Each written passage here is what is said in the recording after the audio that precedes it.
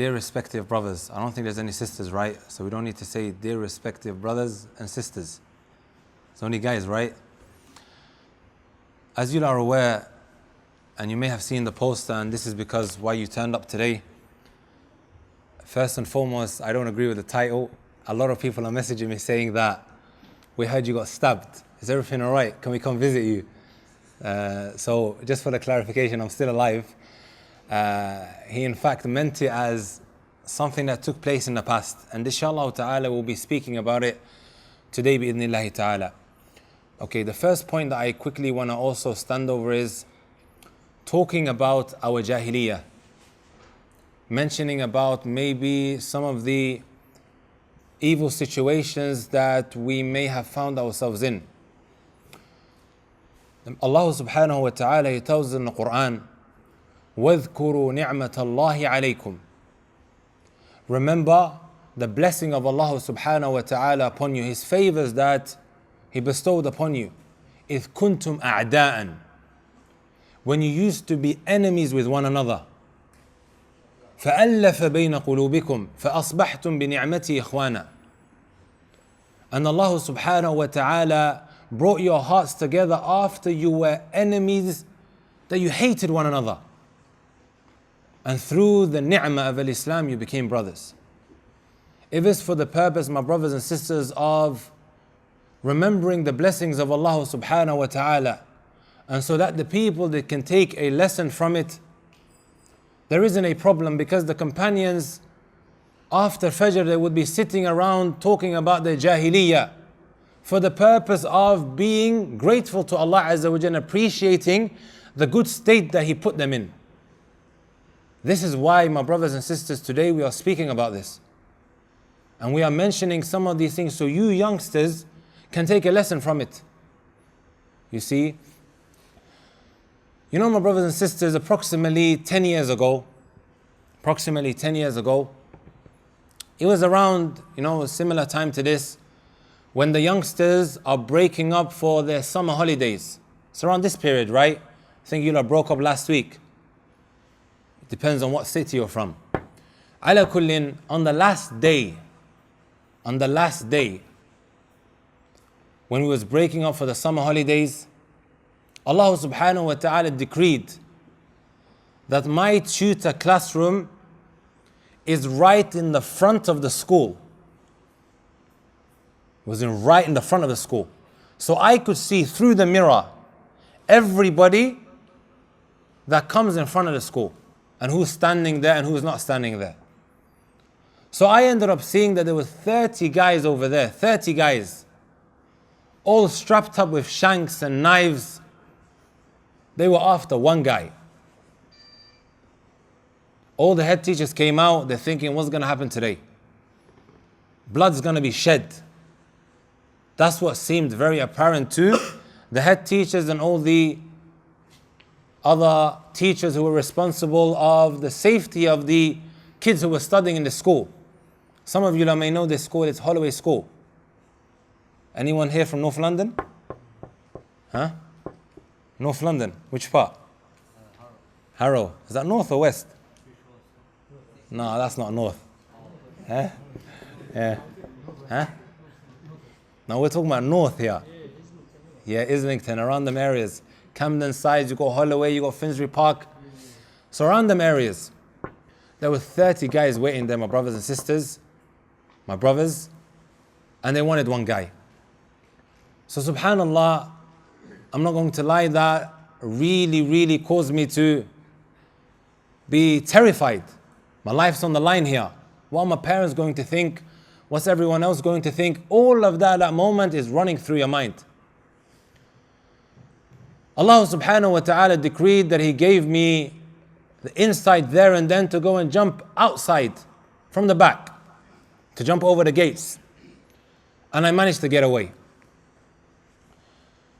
Before that, my brothers and sisters, what had happened was a number of things. Some of you may know that I have a couple of scars on my body. One on my finger right here. One over here. I've been gashed right here on my shoulder. and I've got a big scar on my head. All for the purpose of what, my brothers and sisters? All because of a postcode on somebody's address. Over a stupid postcode. People were sliced up, shanked, beaten to death. All because of a what? A postcode. Just think about it. Them few numbers and letters that are written on an envelope. That's basically what it simply boils down to. I had a friend, I'm going to leave this till the end inshallah ta'ala, how this actually happened, some of these slices and these stab marks, and we can take a lesson from this. I had a good friend, and you might want to Google him as well. His name was Shamaki Hassan. Google him, his name comes up. From the Camden shootings. This brother, my brothers and sisters, was in Camden. Good friend of mine at the time. They say that he was there in the wrong place at the wrong time. But you know, my brothers and sisters, every incident or every shooting, if you dig deep, there's some history behind it. Sometimes shooting and sometimes stabbing don't just come out of nowhere.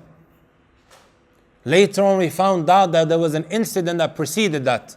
May Allah Azza wa Jalla have mercy upon him. They beat up the shooter's family relative. He ended up being shot. Normally when somebody gets stabbed, your guys who are there with you, they share your blood and your sweat. If he's in West London, he's going to come running from West London all the way to East London.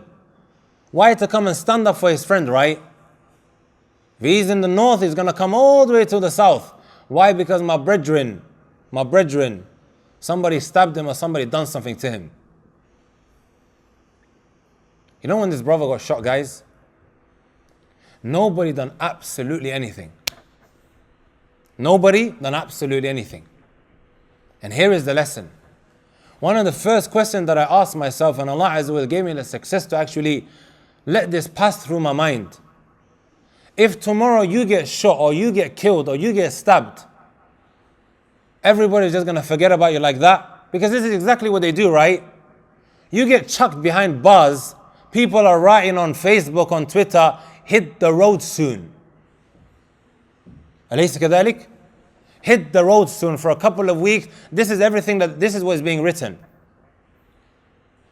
When you go 8 feet down into the ground, all that people say and write for a couple of weeks is, R.I.P. my brother. And then everybody just gets on with their life again. Wallahi al-azim, my brothers and sisters, nobody's going to do the new edition of Prison Break and breaking you out. That's not going to happen. I'll guarantee you right now. The lady who used to disrespect and talk to her like she has M-U-G on her forehead, mug on her forehead, your mother, because she's backwards, right? She doesn't know what's going on. You and your friends know what is right, how you should be living your life, what you should be doing and what you shouldn't be doing. She is the only one that's going to come and visit you. She's the only one that cares. Wallahi, your friends don't give two hoots about you. This is what was going through my mind at the time. Nobody done nothing. You know, my brothers and sisters, can you imagine this? And I want you to have this on the back of your mind. Leave the cat alone. Let the cat sit there and seek knowledge, as she always does. She's here every time there's a lesson. Yeah.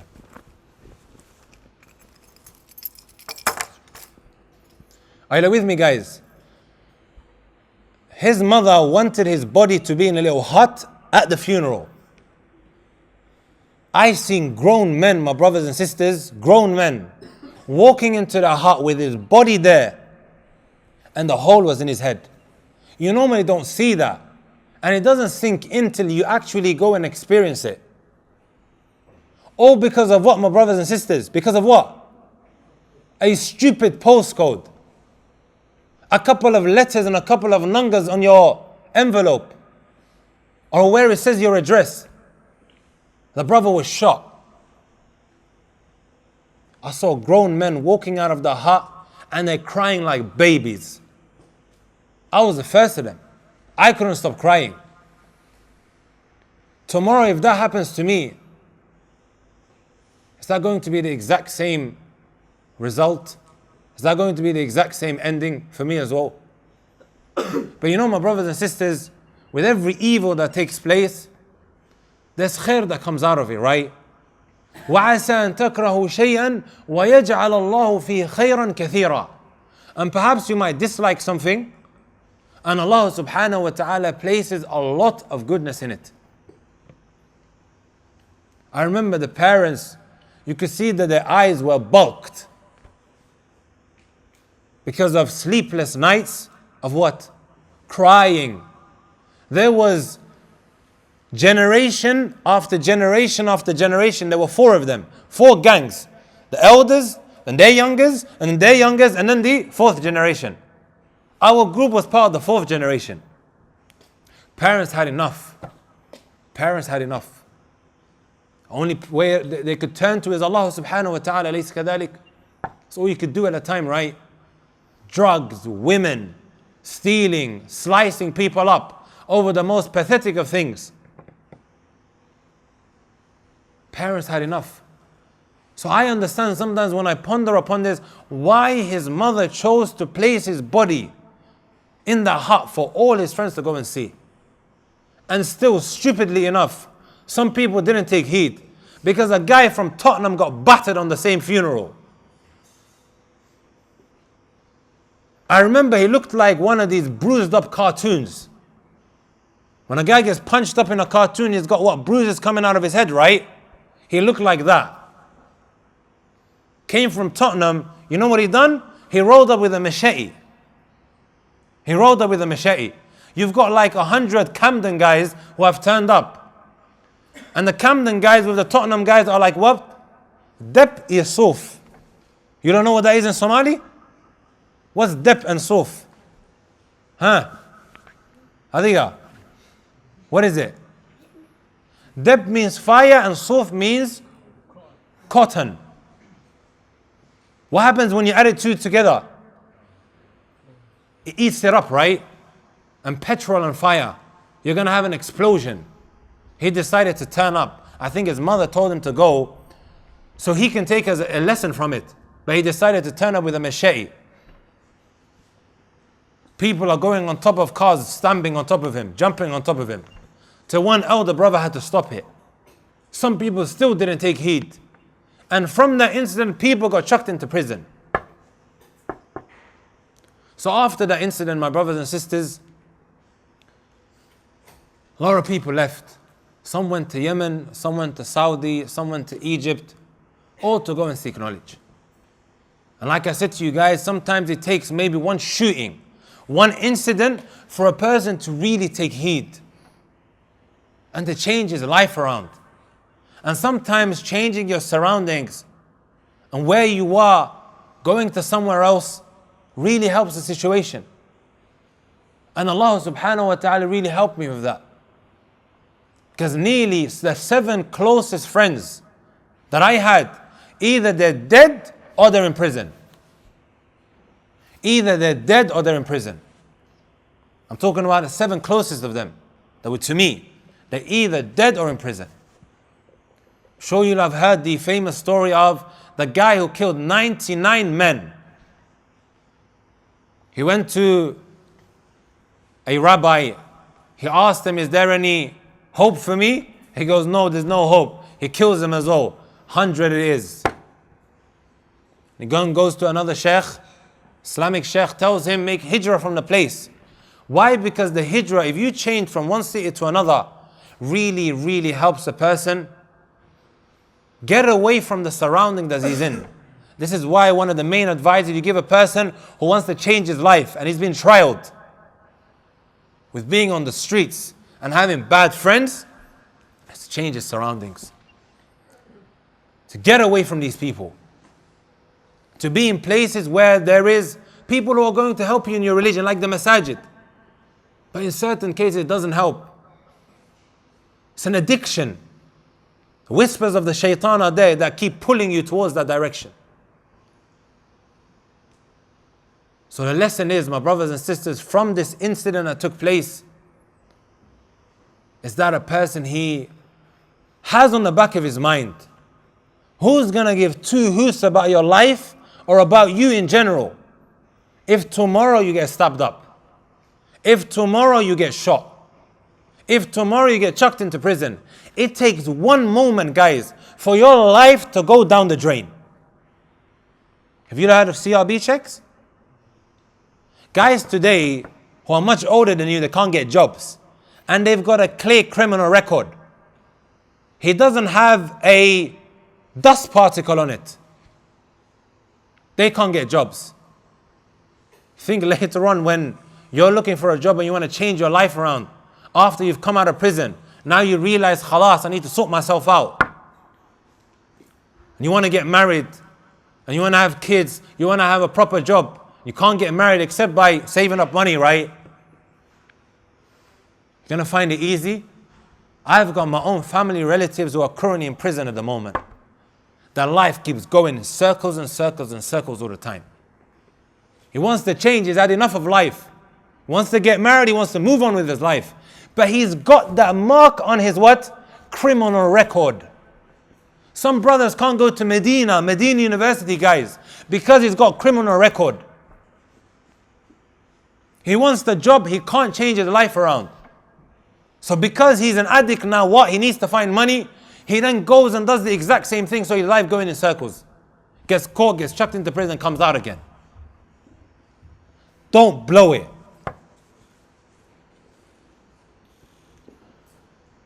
Another lesson, my brothers and sisters, that we can take from this is, as I told you before, there used to be guys who were on the streets. Hopefully, inshallah ta'ala, you will feel motivated by this. Those brothers who were on the streets, they left it. They asked Allah subhanahu wa ta'ala to change their situations. What happened? They went to places like Egypt, Yemen, Saudi. A guy who was a drug dealer, then later on became a hafid kitabillah. Somebody who memorized the kitab and had it like water. Many brothers are like that. But there's people graduating right now who had a very evil background. You know, Abdullah ibn Mas'ud radiyallahu ta'ala anhu, he said, تعلموا العلم فإن أحدكم لا يدري متى يفتخر إلى ما عنده. Go and learn knowledge. For indeed you don't know when that time is going to come, when the people are going to be in need of what you have. Just because now you see there's so many speakers around, oh, when are the people going to need me? La ya akhi.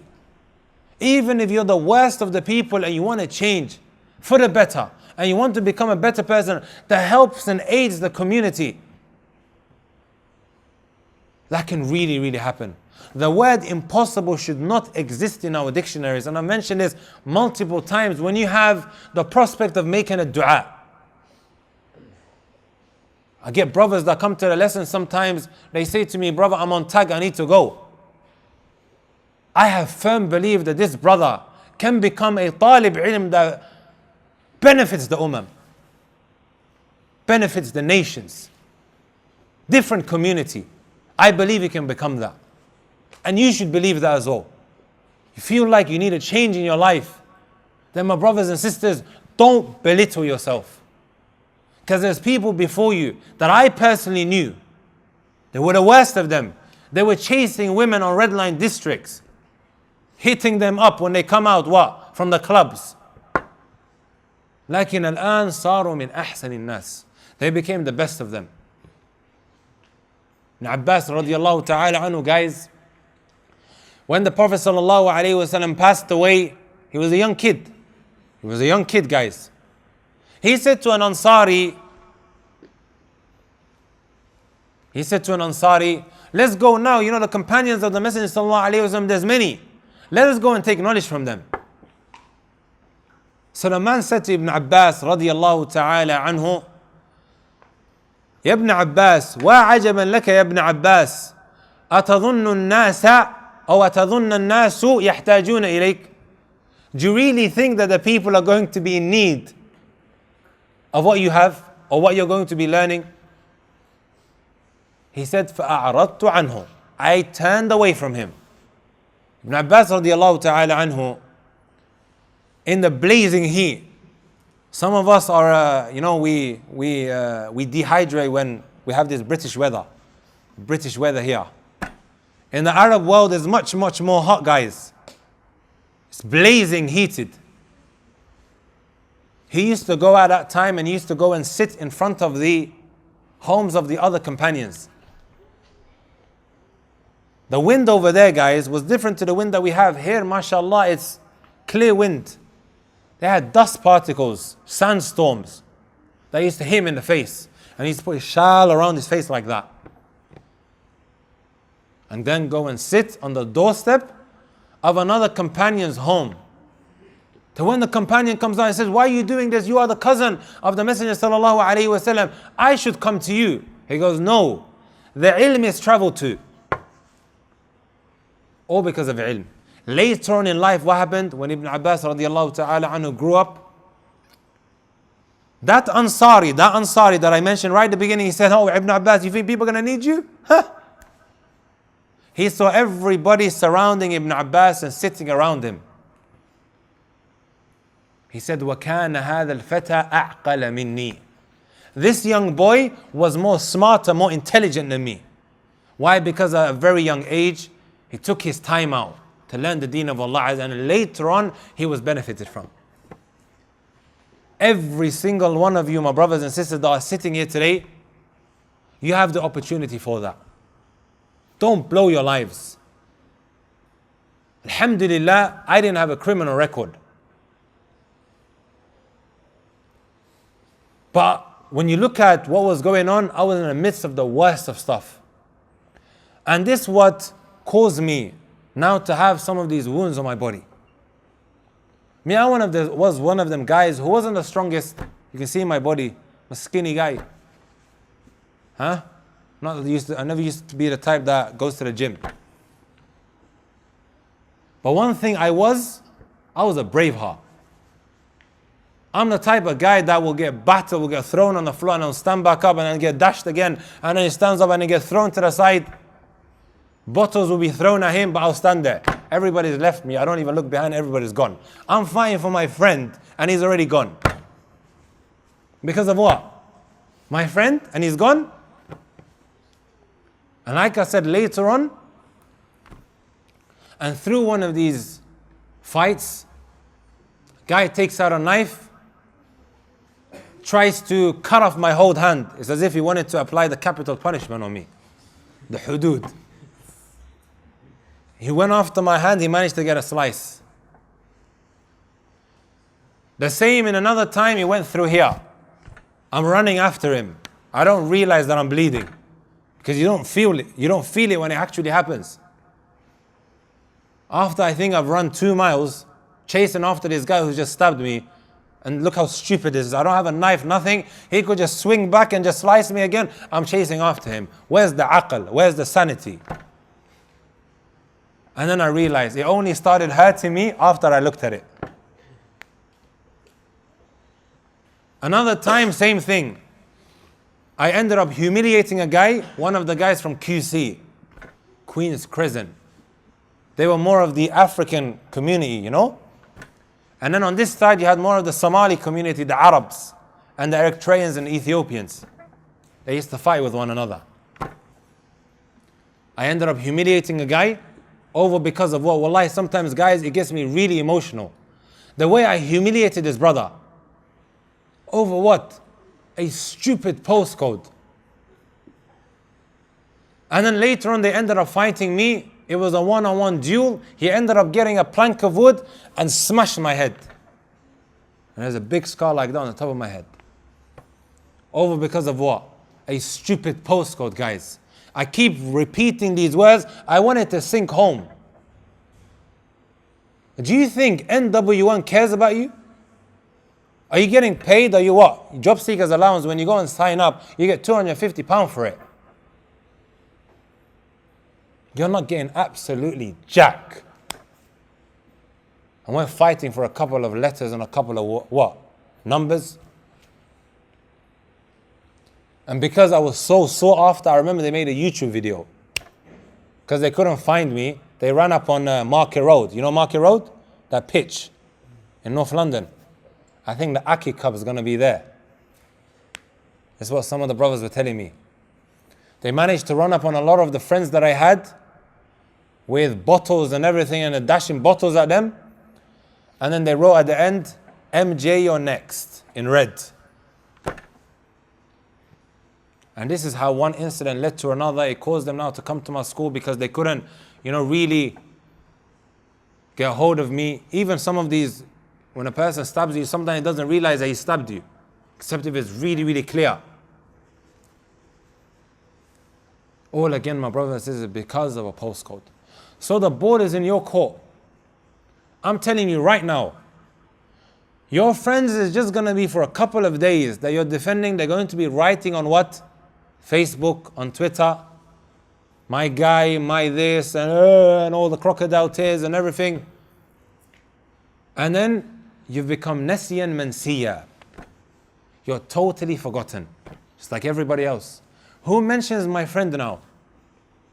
I don't hear anybody mentioning him. Other brothers who were killed over stupid reasons. I don't hear anybody mentioning them. And then, not only that, you have to stand in front of Allah Azza wa Jal to be held to account. You got away from the dunya, you didn't make tawbah, you died in a very bad state. Messenger sallallahu alayhi wa sallam, he told us in a hadith, إذا التقى المسلمان بسيفيهما فالقاتل والمقتول في النار. If two Muslims, they come in front of one another with their swords, with their knives, with their shanks, whatever you want to call it, the one who killed and the one who was killed, they're both in the hellfire. So the companions, they asked, Ya Rasulullah, we understand the qatil is because he killed. What about the maqtul, the one who was killed? Messenger sallallahu alaihi wasallam turned around and responded back, إِنَّهُ كَانَ حَرِيصًا عَلَى قَتْلِ صَاحِبِهِ. He had the eagerness to kill his friend as well. That's why he's in the hellfire as well. He just managed to get your wound, or he managed to stab you before the other one, right? Or before you managed to get him. He just got there quicker because he was skilled. And you was probably like a waste man who didn't know how to fight.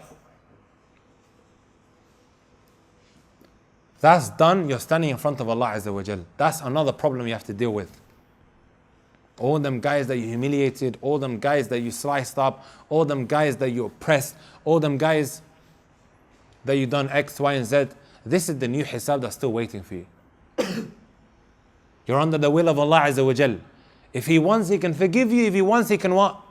Punish you for it. But the last thing you want on Yawm al-Qiyamah, my brothers and sisters, is to have that hanging over you. النار التي توقدون جزء من 70 جزءا من نار جهنم. The fire that you kindle within your kitchens is 1/70th of the fire that you're going to have in the akhirah. I've heard one of the mashayikh say this, and I'll tell you like that, but don't try this at home. I don't want the social services at my home. They used to say that if you want to ever come close to feeling the punishment of Allah Azza wa Jal, every time you sin, go to the kitchen and touch the cooker. You can't bear it, it's too hot, right? Because you sinned.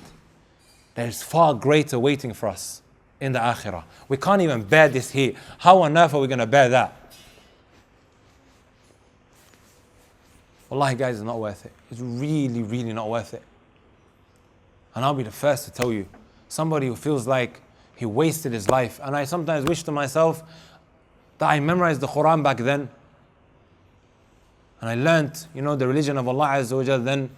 Because it's from the tawfiq of Allah Azza wa Jal. The fact that He gives success to a young Muslim, that He teaches him the deen of Allah from a very young age. A lot of guys who I've met abroad who went to maybe Yemen, because I went there first and then to Saudi, they wish they started seeking knowledge at a very young age. Because you get busy, you get kids, and the ladha of being, the sweetness of being able to seek knowledge. It's a lot of people who are ready to pay thousands for. I get sometimes professionals, bumping into me into the haram. A lot of them I don't know, but They're earning maybe £3,000-4,000 a month. And they're saying, I wish I was in your position. I could just, seek knowledge in Jamia al-Islamiyya and the University of Medina. Because they want to leave, but they can't. It's got family to look after. You see? I ask Allah Azza wa Jalla to benefit us from what we heard and to make us from those who benefit from what they listen to, and they don't just put it through one ear and take out the other. Something that tends to happen, guys. Guy goes to the lecture, he finds it interesting, his iman goes up, goes there. He's probably even carrying the couple of ounces in his pocket and he's being shot straight after. Mal fa'idatu. What is the benefit of us coming to the lecture if we're not going to take heed from it?